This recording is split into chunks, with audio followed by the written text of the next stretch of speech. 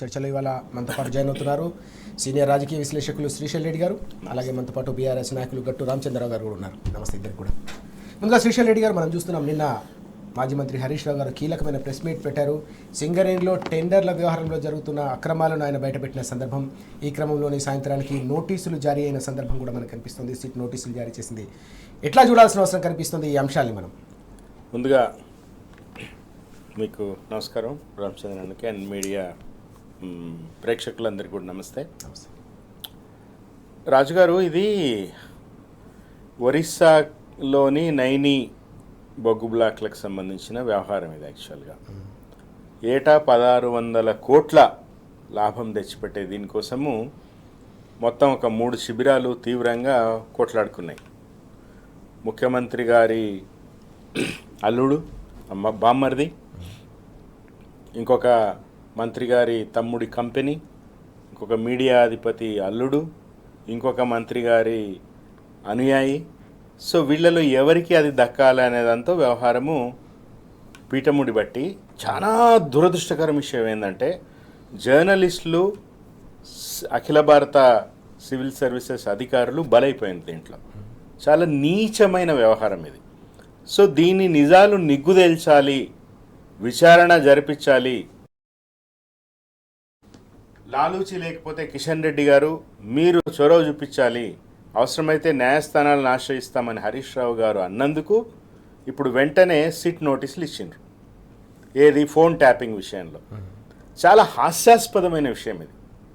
మొన్ననే జనవరి 4వ తారీఖు నాడు సుప్రీంకోర్టు కొట్టేసింది హరీష్ రావు గారి మీద, డీసీపీ రాధాకిషన్ రావు గారి మీద. యాక్చువల్గా హైకోర్టు అంతకు ముందే క్వాష్ చేసి పడేసింది. దానికి మళ్ళీ ఈ ప్రభుత్వం సిగ్గు లేకుండా సుప్రీంకోర్టు పోయి ఆడ కూడా అక్షింతలు వేయించుకున్నది.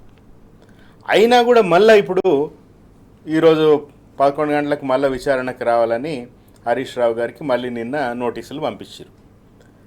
రేవంత్ రెడ్డి గారికి కానీ, కాంగ్రెస్ పార్టీ కానీ, ఢిల్లీలో కూర్చున్న ధృతరాష్ట్రుడైన రాహుల్ గాంధీకి కానీ వీళ్ళకి అర్థం కాని విషయం ఏంటంటే సమాజము, తెలంగాణ సమాజము ఇవన్నీ చూసి, వ్యవహారాలు చూసి నవ్వుకుంటా ఉన్నది.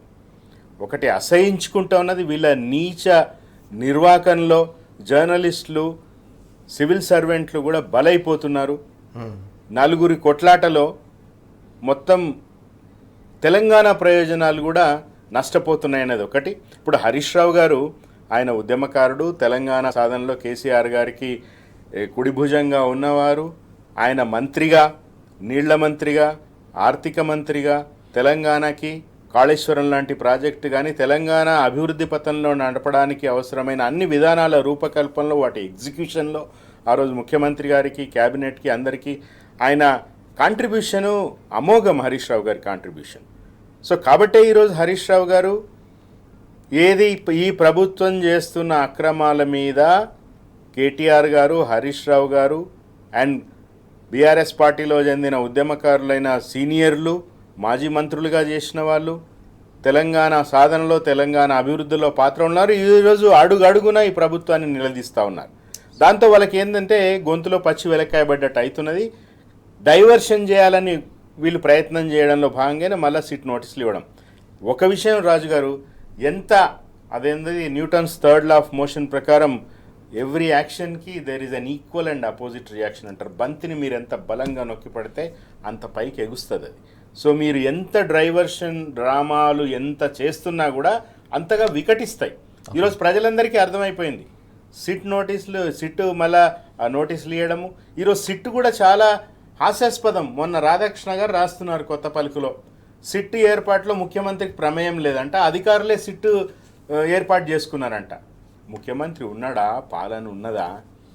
చాలా చాలా అంటే ఏకకాలంలో కోపము, బాధ, ఒక ఏడవలేక నవ్వే పరిస్థితి ఈరోజు తెలంగాణను చూస్తే కలుగుతూ ఉన్నది సీతారామరాజు గారు. అయితే ఇది మంచి, వీటన్నిటిలో కూడా పాజిటివ్ అంశం ఏంటంటే ఈరోజు మీడియా విస్ఫోటనం తర్వాత మెయిన్ స్ట్రీమ్ మీడియా, చాలా మీడియాలు ఎట్లా వాళ్ళకి తొత్తులుగా మారిపోయినా కూడా సోషల్ మీడియా ద్వారా ఈరోజు ప్రజలకు వాస్తవాలు తెలుస్తూ ఉన్నాయి. వాట్సాప్ గ్రూప్లలో జనాలు మాట్లాడుకుంటూ ఉన్నారు. ఈ ప్రభుత్వాలని బూతులు తిడుతున్నారు. అందుకే కదా ముఖ్యమంత్రి గారు ఫ్రస్ట్రేషన్లో మీడియాను కూడా తిడుతూ ఉన్నారు. ఏమంటున్నారు, మీరు మంత్రుల మీద ఏమైనా రాసే ముందు నా వివరణ తీసుకోండి అంటున్నాడు ముఖ్యమంత్రి. అంటే ఈయననే ఇక హెడ్డింగ్లు పెడతాడు, ఈయననే లేఅవుట్లు వేస్తాడు, ఇక వేరే పని కూడా ఏం లేదు కదా సీఎంకి. ఆయన చేయాల్సిన పాలన లేదు, వేరే పని కూడా ఏం లేదు. సో ఈరోజు మీడియా ఆ రోజు తెలంగాణ వచ్చిన కొత్తలో తెలంగాణ మంత్రుల్ని కింద స్థాయి నుంచి వచ్చిన వాళ్ళు వాళ్ళకి ల్యాప్టాప్లు ట్యాబులు ఇస్తారంట, ఏడబెట్టుకోవాలన్నా తెలియదు, అక్షరం ముక్క రానోళ్ళు ఎమ్మెల్యేలు అయినరు అని ఒక నీచమైన కథనాలు ప్రసారం చేస్తే ఆ రోజు ఆపరేటర్లందరూ ఎంఎస్ఓలందరూ కూడా దాన్ని తెలంగాణ వాళ్ళు మా తెలంగాణ వాళ్ళని ఇట్లా అంటారా అని ఆ రోజు 1-2 మీడియా సంస్థల మీద తెలంగాణ తిరగబడితే పత్రికా స్వేచ్ఛకు సంఖ్యళ్ళని మొత్తుకున్న మీడియా ఈరోజు జర్నలిస్టులను అరెస్ట్ చేస్తే దాన్ని తప్పు పట్టకూడదంట. ఓకే, మీడియా స్వేచ్ఛకు కూడా హద్దులుంటాయి అని చిలక పలుకులు పలుకుతూ ఉన్నారు ఈరోజు. సో ఒక్క మాటలో చెప్పాలంటే రాజ్యాంగానికి సంబంధించిన 4 వ్యవస్థలు, జ్యుడిషియరీ, ఎగ్జిక్యూటివ్, లెజిస్లేచర్, మీడియా, ఈ 4 కూడా ఈరోజు తెలంగాణలో భ్రష్టు పట్టిపోయినాయి. ఓకే, దాని ఫలితమే ఈరోజు ఈ అరాచకం నడుస్తూ ఉన్నది. జనాల గోస ఎవరికి పడతలేదు, రైతుల గోస ఎవరికి పడతలేదు, విద్యార్థుల గోస ఎవరికి పడతలేదు, సింగరేణి కార్మికుల గోస ఎవరికి పడతలేదు, ఆటో డ్రైవర్ల గోస ఎవరికి పడతలేదు. ఓకే, తిరగబడుతూ ఉన్నారు. కాబట్టి మొన్న సర్పంచ్ ఎలక్షన్లో రిజల్ట్ అట్లా వచ్చింది. ఓకే, ఇప్పుడు మున్సిపాలిటీ ఎలక్షన్లు కానీ రేపు పరిషత్ ఎలక్షన్లు కానీ కాంగ్రెస్ పార్టీకి అట్లాగే శృంగభంగం జరుగుతుంది. ఆ ఫ్రస్ట్రేషన్లో ఈరోజు ప్రభుత్వం ఉన్నది. కాబట్టి ఇట్లాంటివి డైవర్షన్ డ్రామాలు ప్రయత్నం చేస్తాను. అందులో భాగంగానే హరీష్ రావు గారికి నోటీసు ఆల్రెడీ క్లీన్గా బయటకు వచ్చిండు. మొన్ననే జనవరి 4 తారీఖు సుప్రీంకోర్టు కేసు కొట్టేసిన తర్వాత ప్రజలకు అప్పీల్ చేస్తాను. ఇవన్నీ పిచ్చి విచారణలు ఇవన్నీ కూడా మీరు దయచేసి, ఇప్పటికే చాలా స్పష్టమైపోయింది, తేటతెల్లమైపోయింది, picture is very clear. But ఇవి రాబోయే 3 ఏళ్లలో కూడా ఈ కుట్రలు అనేవి ఇంకా ఇంకా ఇంకా నిస్సిగ్గుగా, నిర్లజ్జగా, ఇంకా ఇంకా ఇంకా ఎక్కువ ఇవన్నీ వీళ్ళు దాష్టికాలు జరుగుతూ ఉంటాయి. వాటి పట్ల అప్రమత్తతో ఉండాలని నేను తెలంగాణ సమాజానికి విజ్ఞప్తి చేస్తాను. రామచంద్ర గారు, శ్రీశైల్ రెడ్డి గారు చెప్పినట్టుగా వాస్తవానికి కేసులో ఎలాంటి పస లేదని స్పష్టంగా తేలిపోయినప్పటికీ కూడా రాజకీయ కక్ష సాధింపు చర్యలను ఎట్లా చూడాల్సిన అవసరం కనిపిస్తుంది. హరీష్ రావు గారు నైనీ బ్లాకులకు సంబంధించిన వ్యవహారంతో పాటు సింగరేణి బొగ్గు గనులకు సంబంధించిన టెండర్ల వ్యవహారంలో జరిగిన అక్రమాలను బయటపెట్టిన కొన్ని గంటల వ్యవధిలోనే ఈ నోటీసులు రావడాన్ని ఎట్లా అర్థం చేసుకోవాలి? రేవంత్ రెడ్డి ముఖ్యమంత్రి అయినప్పటి నుండి కూడా పాలన విషయంలో ఏం పట్టించుకోనప్పుడు ఈరోజు ఒక మంచి పని చేసినోడికి తెల్లారి మళ్ళీ మంచి పని ఏం చేయాలని ఒక ఆలోచన కోసం ట్రై చేస్తున్నాడు. చేసే పని లేదు కాబట్టి ఎంతవరకు ప్రజల్ని మభ్యపెట్టే ప్రయత్నం చేయడంలో బీఆర్ఎస్ పార్టీ చాలా తీవ్రంగా ప్రజా వ్యతిరేక విషయాలలో ప్రచారం ముమ్మరం చేయడమే కాదు, ఆందోళన చేస్తూ ఉంది. ప్రధానంగా హరీష్ రావు, కేటీఆర్ తీవ్రంగా జనంలో పోవడం ప్రారంభించినాక జనంలో కాంగ్రెస్ గ్రాఫ్ పడిపోయింది. ఎప్పుడైతే కాంగ్రెస్ గ్రాఫ్ పడిపోతూ ఉందో కాంగ్రెస్లో అంతర్మదనం మొదలైంది.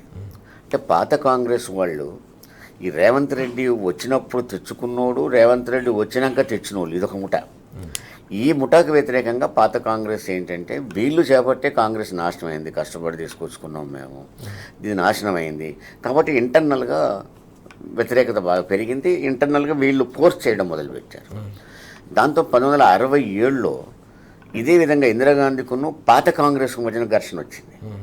ఇప్పుడు మొరార్జీ దేశాయ్ నాయకత్వాన వాళ్ళ టీం అంతా పాత కాంగ్రెస్ అంతా తిరగబడ్డది. ఏదో కొత్త పనులు చేస్తున్నారు వీళ్ళంతా అని. సేమ్ సిచ్యువేషన్లో ఇవాళ పాత కాంగ్రెస్ అంతా కూడా తిరగబడుతుంది. ఆయనకి ముందుకు వచ్చాయి. రేవంత్ రెడ్డికి ముందు 2 బాధ్యతలు వచ్చినాయి. ఒకటేమో పాత కాంగ్రెస్ని కంట్రోల్ చేయాలి, రెండేమో అసలు ఏం పని చేయలేదు కాబట్టి ప్రతిపక్షాలు చేస్తున్న ప్రచారాన్ని తిరగొట్టాలి. ఈ రెండింటికి కలిపి ఒకటే మంత్రం పెట్టుకున్నది ఏంటయ్యా అంటే, మీరు బాగా చూస్తే ఊళ్ళల్లో వాడు మందు తాగి పెళ్ళాన్ని కొట్టినోడు 2 పెళ్ళ మొగలు అనుకుంటా అంటే టీవీ సౌండ్ పెంచుతారు. ఎందుకంటే పక్కింటి వాడికి వినపడకుండా.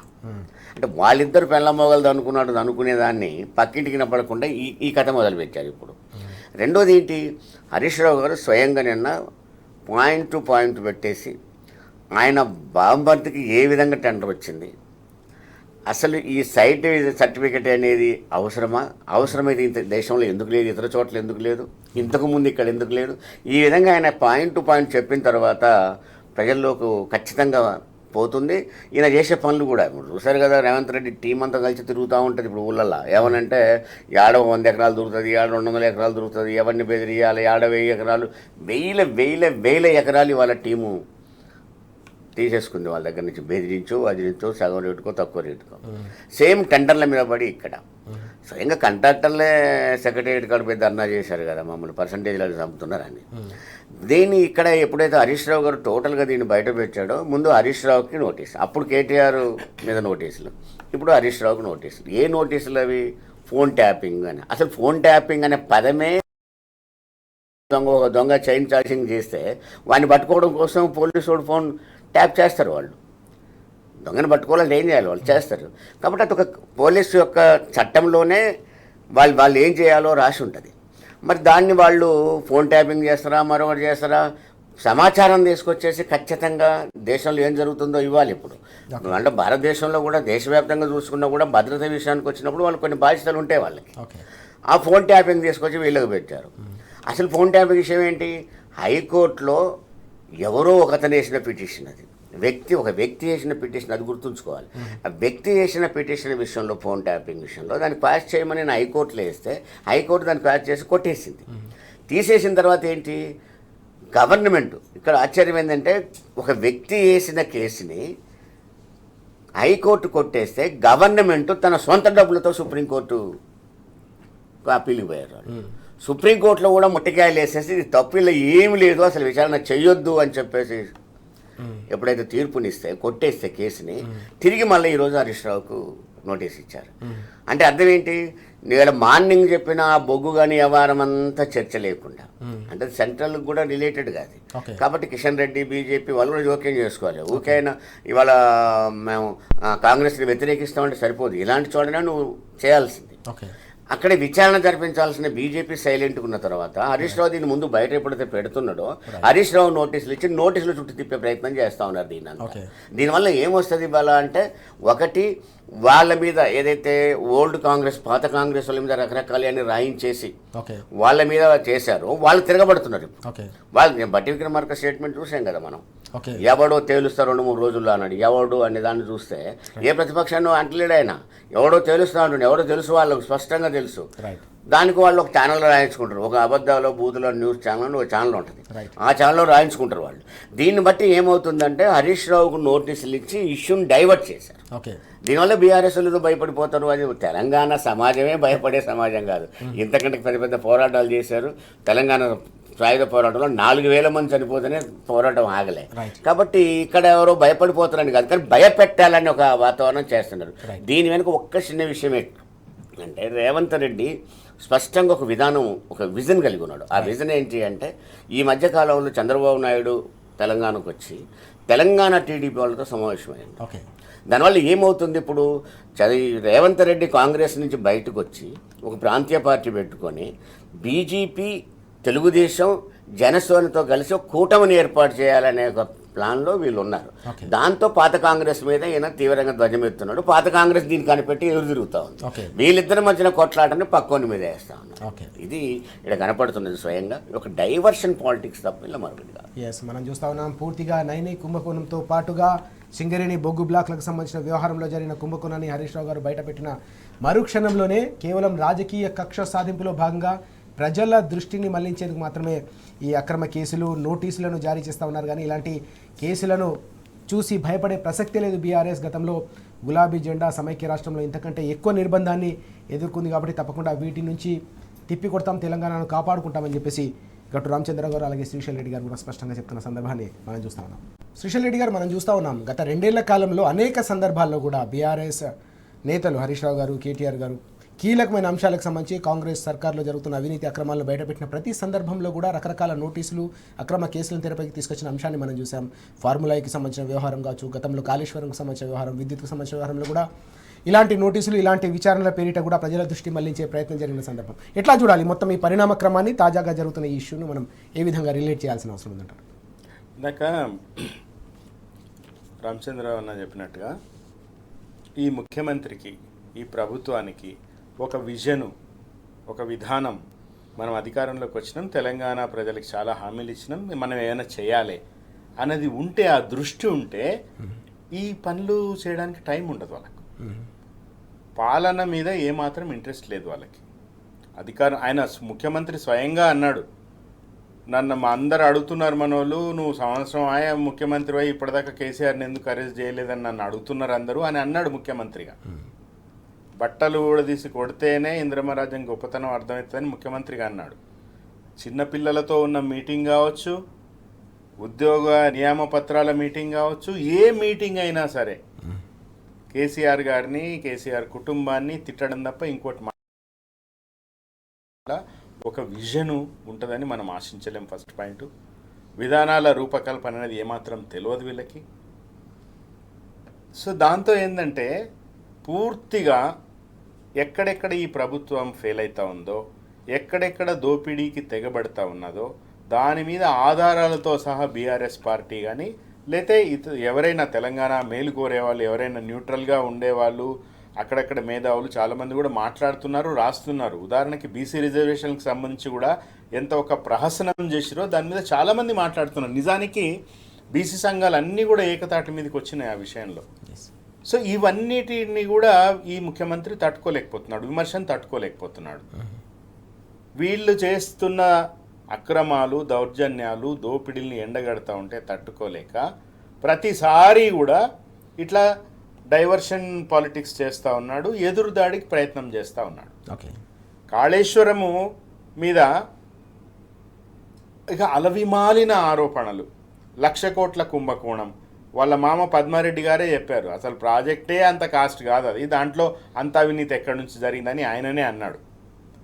కాళేశ్వరం మళ్ళీ నిన్న మొన్న ముఖ్యమంత్రి గారు కాళేశ్వరం నుంచి నీళ్ళ గోదావరి నీళ్ళు, లేతే గంధమల్ల ప్రాజెక్టు, లేతే మూసీకి నీళ్ళు, కాళేశ్వరం ప్రాజెక్టు నుంచి నీళ్లు డ్రా చేయడం గురించి కూడా ముఖ్యమంత్రి ఎప్పుడో కూలిపోయిన ప్రాజెక్ట్ నుంచి నీళ్ళు ఎట్లా తీసుకుంటాడండి? సో కాబట్టి ఏంటంటే అది కాళేశ్వరం కానీ, ఫార్ములా ఈ రేస్ కానీ, ఫార్ములా ఈ రేసు ఏమో నష్టం అంట, మెస్సీతో ఫుట్బాల్ ఆడడం ఏమో తెలంగాణకు ప్రయోజనం అంట. సో వీళ్ళ ప్రయారిటీసు, వీళ్ళ ఆలోచనలు ఎట్లా ఉన్నాయంటే ఏ కుంభకోణం జరిగినా కూడా దాన్ని మరుక్షణం బీఆర్ఎస్ పార్టీ సోషల్ మీడియా కావచ్చు, బీఆర్ఎస్ పార్టీ నాయకులు కావచ్చు, బీఆర్ఎస్ పార్టీకి సంబంధించిన కార్యకర్తలు కావచ్చు, బీఆర్ఎస్తో సంబంధం లేని తెలంగాణ మీద ప్రేమ ఉన్న శ్రేణులు కావచ్చు నిలదీస్తూ ఉన్నారు. దాంతో ఫ్రస్ట్రేషన్ గురవుతున్నారు, ఎదురుదాడికి ప్రయత్నం చేస్తూ ఉన్నారు.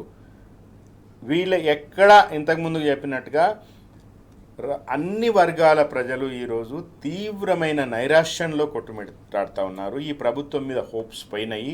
వీళ్ళ 6 గ్యారెంటీలు, 420 హామీలు నెరవేరవని అర్థమైపోయినాయి. కాబట్టే తిరగబడుతూ ఉన్నారు. ఆ తిరుగుబాటును కూడా తట్టుకోలేకపోతున్నారు. రేవంత్ రెడ్డికి ఏంటంటే ఆయన చుట్టూ మొత్తం పాత కాంగ్రెస్ వాళ్ళు ఎవరిని ఆయన నమ్మడం లేదు. ఈయన మీద ఫిర్యాదులు ప్రతిరోజు ఏఐసిసికి పోతున్నాయి. కానీ వాళ్ళు ఏంటంటే ఇక ఈయన అందించే మూటలకు ఆశపడుతూ వీటిని పట్టించుకోవడం లేదు. చాప కింద నీళ్ళు వచ్చి ఆ నీళ్లు ఇంకా పైకి వచ్చి పూర్తిగా వాళ్ళని ముంచేసి నాశనం అయిన తర్వాత కానీ కళ్ళు తెరవదు కాంగ్రెస్ పార్టీ. కాబట్టే కదా ఈరోజు దేశంలో ఎక్కడ 2 రాష్ట్రాలకు పరిమితం అయిపోయింది. ఒక ఉప ప్రాంతీయ పార్టీ లాగా ఈరోజు కాంగ్రెస్ పార్టీ తయారైపోయింది, పేరుకే జాతీయ పార్టీ. సో కాబట్టి ఏంటంటే ఈరోజు ఈ కంప్లీట్గా రేవంత్ రెడ్డి కాంగ్రెస్ పార్టీని ముంచుతున్నాడు, తెలంగాణని ముంచుతున్నాడు.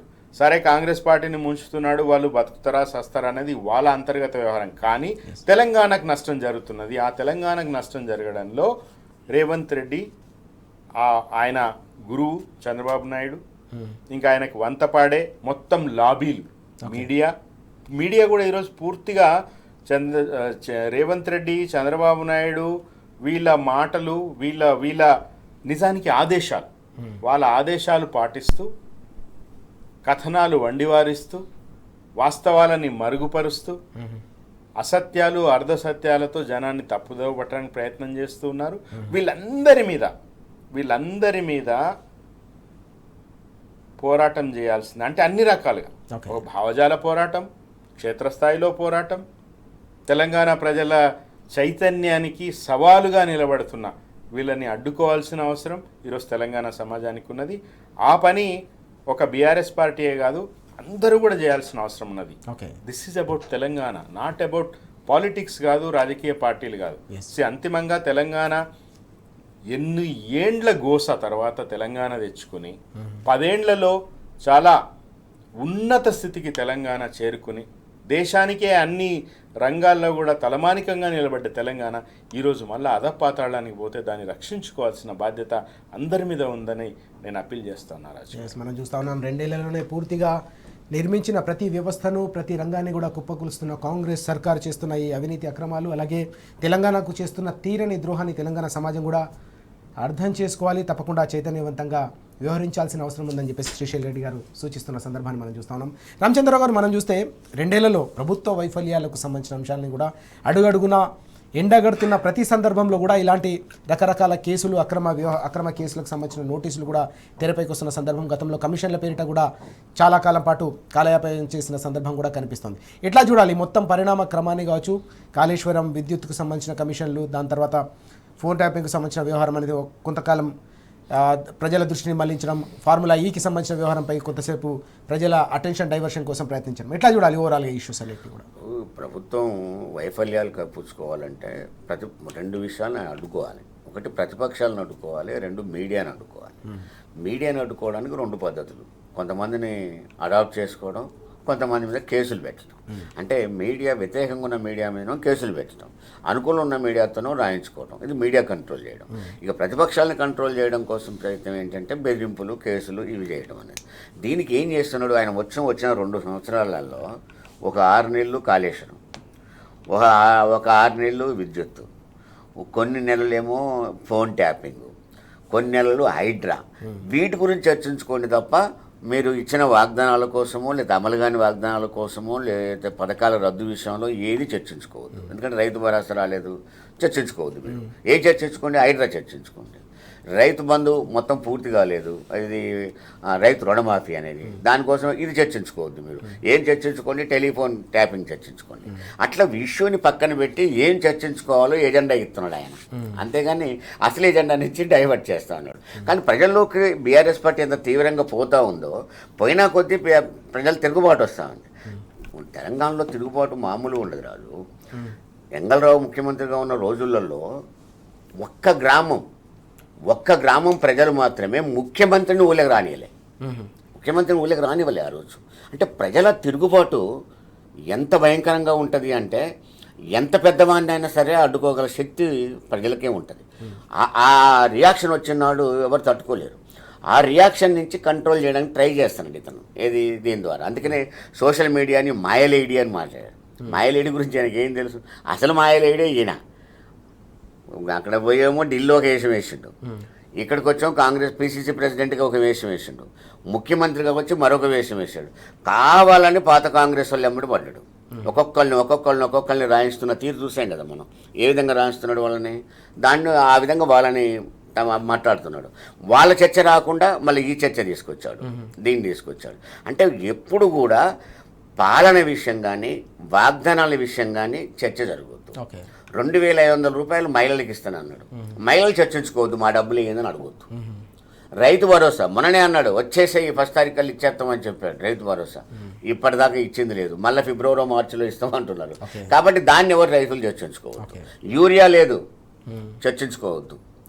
ఇది ఇక్కడ చర్చల్లో జరగాల్సిందల్లా తను ఒక ఎజెండాని ఇస్తాడు.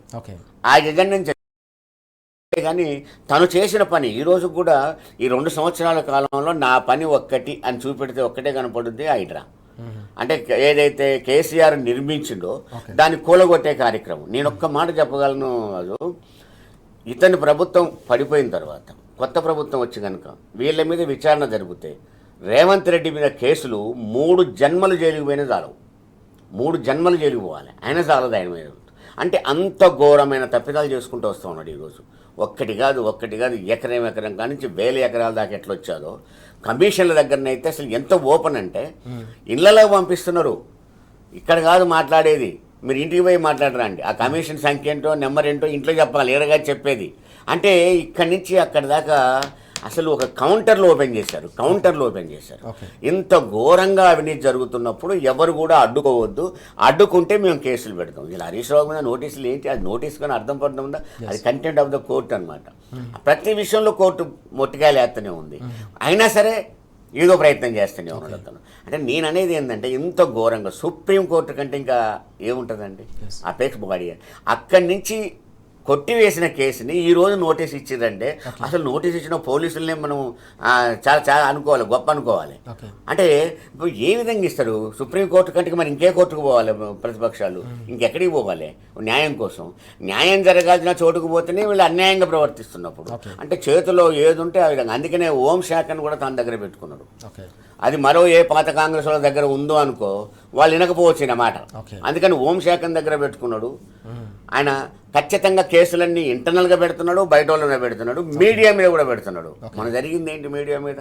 మీడియా సంస్థ లోపలికి పోయి అంటే నోటీసులు లేకుండా, కోర్టు ఆర్డర్ లేకుండా ఇంటికి పోయి మాకు మొత్తం ఇచ్చేసాయని మేము పట్టుకొని పోతాం అంటే ఏంది ఇది? నువ్వు రాచరికమా, రాజువా?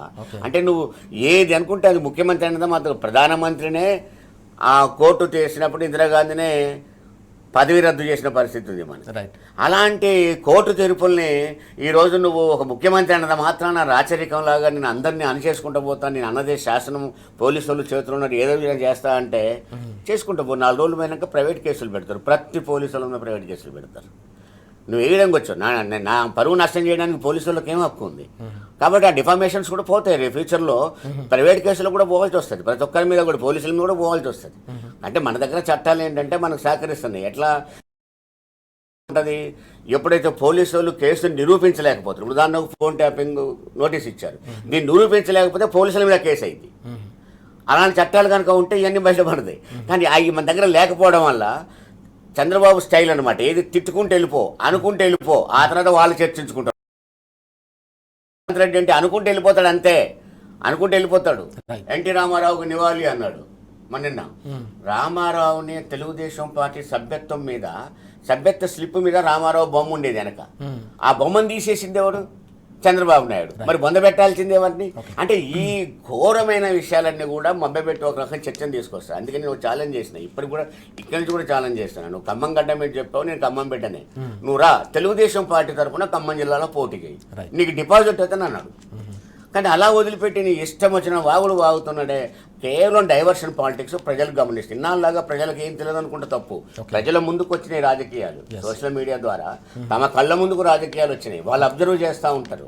కాబట్టి నేను ఏదో అనుకుంటా పోతా అంటే కుదరదు. తన కుటుంబం చుట్టూ తిరుగుతున్నాడు. ఒక అన్నేమో ఊళ్ళ మీద పడ్డాడు, ఓ బహుమతిని తీసుకొచ్చామో బొగ్గల్లో పెట్టారు, అల్లుని తీసుకొచ్చేసామో ఒక స్కీమ్ అప్ప చెప్తాడు, తన కుటుంబం చుట్టూ తిప్పుతున్నాడు. అంటే ఒక ప్రాంతీయ పార్టీకి సరిపడా డబ్బులు సంపాదించుకుంటున్నాడు, కాంగ్రెస్ పార్టీకి లాటిస్తాడు. ఇప్పటికైనా కాంగ్రెస్ కనుక కళ్ళు తెరవకపోతే కాంగ్రెస్ని నిండా ముంచుతాడు. ఆయన ధ్యేయం వల్ల 2 ధ్యేయాలు ఉన్నాయండి. ఒకటి కాంగ్రెస్ను బంధపెట్టాలి, 2 కేసీఆర్ని ముఖ్యమంత్రి చేయాలి. ఇది చేసిన దాకా నిద్రపోటు రేవంత్ రెడ్డి. మనం చూస్తా ఉన్నాం పూర్తిగా 2 ఏళ్లలో పరిపాలనా వైఫల్యాలతో పాటుగా ప్రజలకు ఇచ్చిన హామీలపై ప్రజల్లో చర్చ జరగకుండా ఉండేందుకు ఇలాంటి అక్రమ కేసులను, నోటీసులను తెరపైకి తీసుకొస్తున్నారు. కానీ తెలంగాణ సమాజం అత్యంత చైతన్యవంతమైన సమాజం, ఇప్పటికే ప్రతి అంశాన్ని కూడా గమనిస్తోంది, ఇలాంటి కుట్రలను కూడా తప్పకుండా ఛేదిస్తుందని రామచంద్రరావు గారు అలాగే శ్రీశైల్ రెడ్డి గారు చెప్తున్న అంశాన్ని మనం చూస్తా ఉన్నాం. శ్రీశైల్ రెడ్డి గారు మరొక కీలకమైన కథనం కూడా ఈరోజు మనకు కనిపిస్తూ ఉంది. 2 కళ్ళ బాబు, 1 కన్ను వ్యూహం అంటూ ఇటీవల చూసాం మనం. ఖమ్మంలో ముఖ్యమంత్రి చేసిన వ్యాఖ్యల నేపథ్యంలో ఈ కథనాన్ని మనం ఎట్లా చూడాల్సిన అవసరం కనిపిస్తుంది? తెలంగాణలో మళ్ళీ టీడీపీ దుకాణం తెరిచేందుకు రకరకాల ఎత్తులు వేస్తున్నారనే అంశాన్ని ఎట్లా అర్థం చేసుకోవాల్సిన అవసరం ఉంది?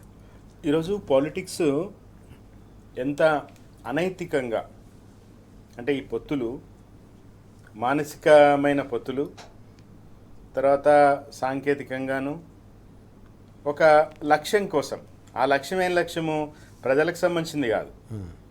ఆ లక్ష్యం ఏంది?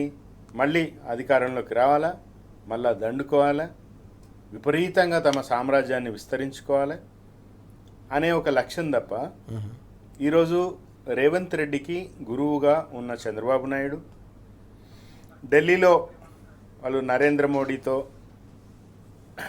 మోడీ ప్రభుత్వానికి అటు నితీష్ ఇటు చంద్రబాబు అండగా ఉండడం వల్ల చంద్రబాబు నాయుడు గారు ఆయన ఆంధ్రప్రదేశ్ కావాల్సిన అన్నీ కూడా ఆయన ప్రాజెక్టులన్నీ కూడా సాధించుకుంటున్నారు. అంతవరకు దాన్ని తప్పట్టాల్సిందేం లేదు.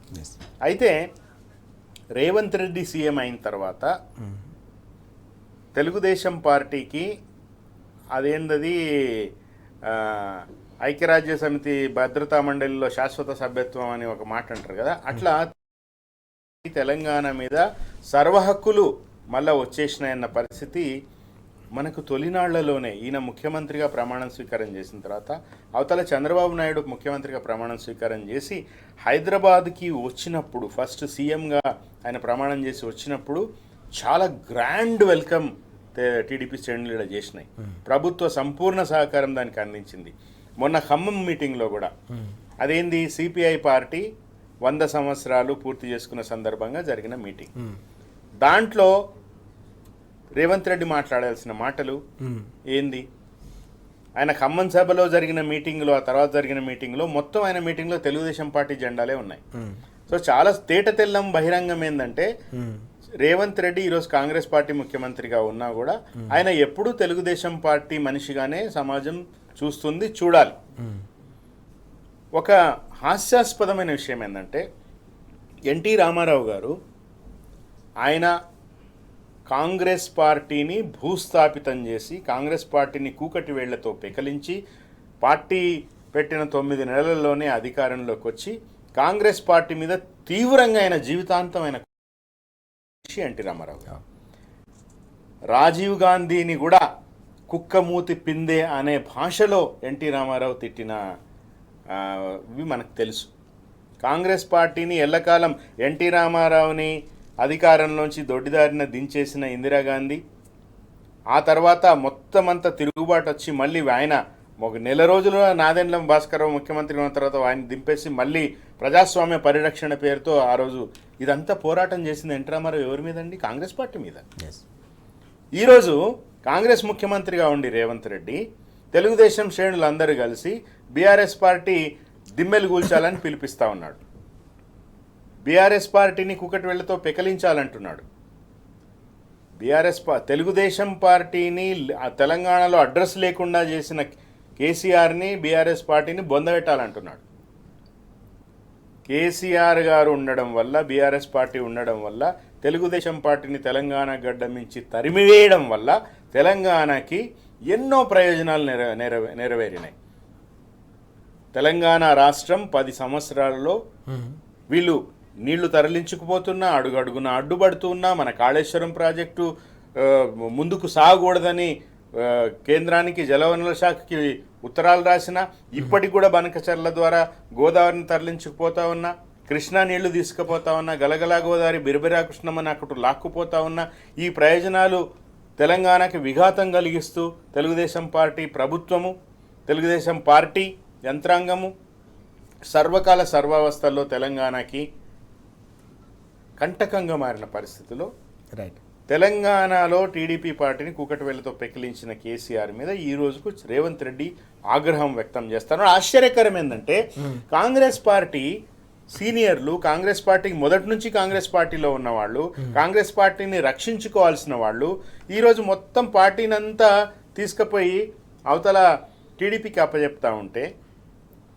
రామచంద్రరావు గారు చెప్పినట్టుకు భవిష్యత్ ప్రణాళిక ఆయనకి టీడీపీ, జనసేన, బీజేపీతో కలిసిపోయి ఈయన ఆ పార్టీలో చేరుతాడా, లేతే సొంత పార్టీ పెట్టుకుంటాడా, ఏం చేస్తాడో దానికి సరిపడా ఇప్పటికీ అన్ని రకాలు ఇగో చూస్తున్నాం కదా ప్రతిరోజు ఈ కుంభకోణాలు, అవన్నీ వేల కోట్ల రూపాయలు పోగేసుకుని దాంట్లో ఇంత అటు రాహుల్ గాంధీకి పడేసేస్తే ఆయనేమో మౌనంగా కూసా ఉన్నాడు. ఈరోజు అటు పార్టీని ముంచి పడేస్తున్నాడు. మొత్తం తెలంగాణ ప్రజలకు విఘాతం కలుగుతూ ఉన్నది. అసలు కమ్యూనిస్టులు కూడా అన్న కూడా కామ్రేడే కమ్యూనిస్ట్ పార్టీలో పనిచేసిన వాళ్ళే ఈ రోజుకు వాళ్ళు కూడా ఎట్లా అయిపోయారంటే కమ్యూనిస్ట్ పార్టీ, చంద్రబాబు నాయుడు ఏమన్నాడు, కమ్యూనిజం లేదు ఉన్నదంతా టూరిజమే అన్నాడు. చంద్రబాబు నాయుడు ఏమన్నాడు, చరిత్ర అనవసరం అన్నాడు. చంద్రబాబు నాయుడు ఏమన్నాడు, విద్యార్థులకు రాజకీయాలు అవసరం లేదన్నాడు. ఇవన్నీ అన్న చంద్రబాబు నాయుడు ఈరోజు కమ్యూనిస్టులు కూడా అటు ఆంధ్రప్రదేశ్లో కావచ్చు, ఇటు తెలంగాణలో కావచ్చు, ఈరోజు సిపిఐ 100 సంవత్సరాల సభకి రేవంత్ రెడ్డి లాంటి వాడిని పిలవడంలో నాకైతే అర్థం కాదు. ఈ రేవంత్ రెడ్డి ఈరోజు అడపోయి హార్వర్డ్లో పోయి నాయకత్వం మీద పాఠాలు నేర్చుకుని వస్తాడు, పోతున్నాడు దానికోసం.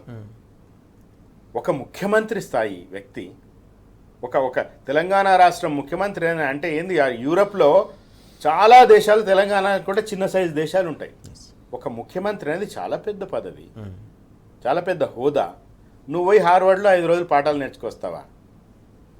ఐరనీ ఏంటంటే అదే హార్వర్డ్లో కేటీఆర్ గారు పాఠం చెప్పడానికి పోతున్నారు, ఈయన నేర్చుకోవడానికి పోతున్నారు. సో వాళ్ళ స్థాయి ఏందో అర్థమవుతా ఉన్నది. ఏం నేర్చుకొస్తాడు? నేను యాక్చువల్గా హార్వర్డ్కి ఒక ఉత్తరం రాస్తున్నా, ఇట్లాంటి స్టూడెంట్ ఉంటే మీకు సిగ్గుచేటని. ఈయన బూతులన్నీ, ఈయన వీడియోలు, ఈయన అన్ని క్లిప్పింగ్లన్నీ పెట్టి హార్వర్డ్కి ఒక ఉత్తరం రాయబోతున్నా, కావాలంటే సంతకాల సేకరణ కూడా చేస్తా. ఇట్లాంటి ఒక వెకిలి వికారపు మనిషి ఈరోజు బీఆర్ఎస్ పార్టీ దిమ్మెలు కూల్చేయండి అంటే దాని అర్థం ఏంటంటే కేసీఆర్ ఆనవాళ్ళు లేకుండా చేయాలని. కేసీఆర్ ఆనవాళ్ళు లేకుండా చేయాలంటే అర్థం ఏంటంటే తెలంగాణ అస్తిత్వం లేకుండా చేయాలని అన్ని ప్రయత్నాలు చేసిండు కదా. ఓకే, తెలంగాణ తల్లి రూపురేఖలు మార్చిండు, ఆ లోగోలోంచి లోగో మార్పుకు ఒడిగట్టిండు, అందశ్రీ గీతాన్ని ఆత్మ లేకుండా చేసిండు. ఇవన్నీ చేస్తా ఉన్నాడు.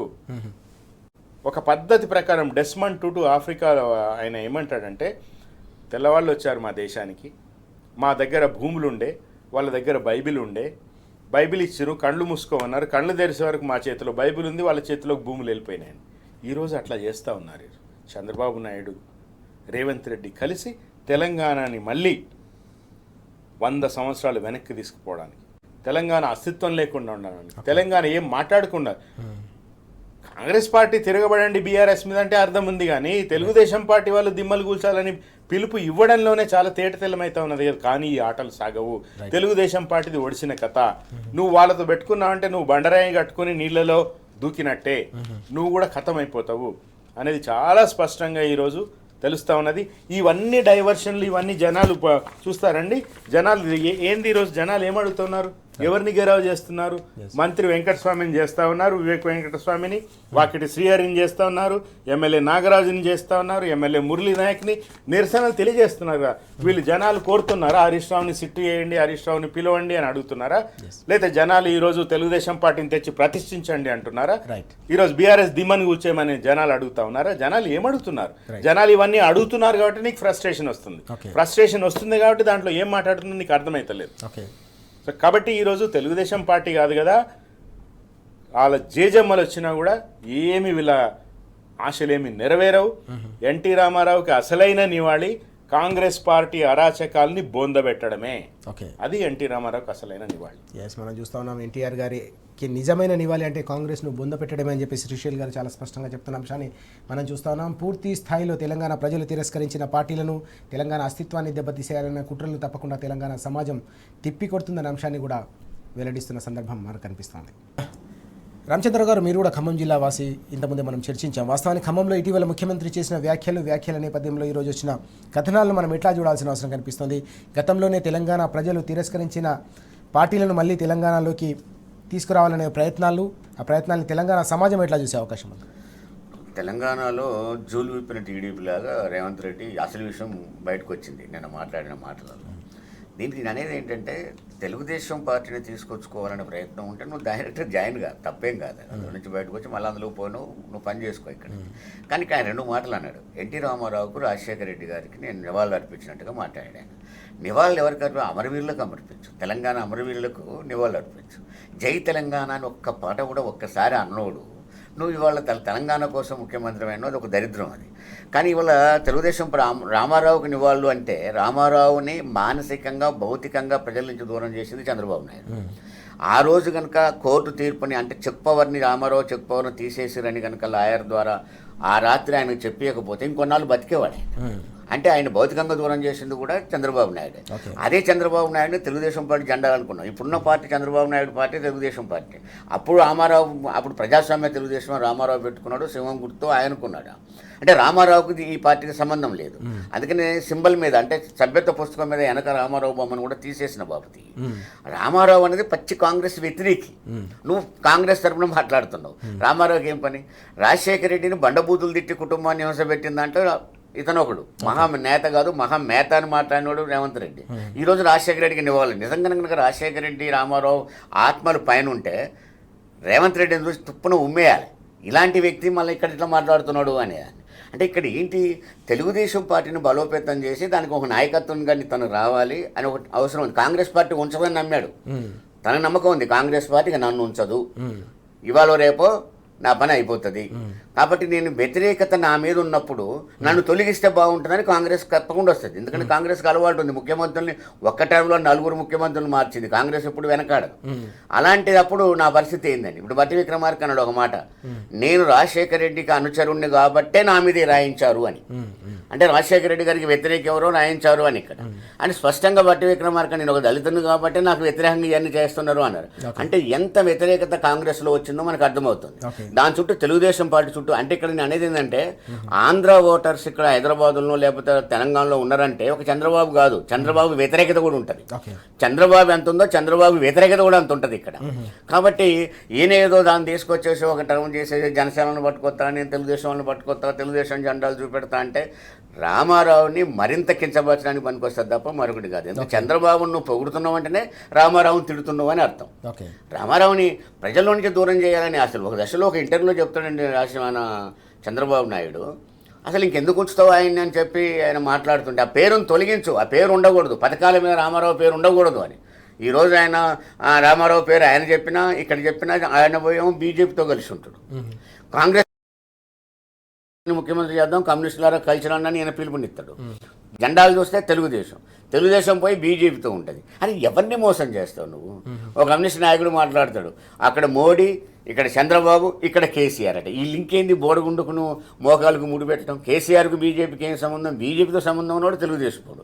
తెలుగుదేశం జెండాలు నీ అక్కడ కనపడతా ఉన్నాయి.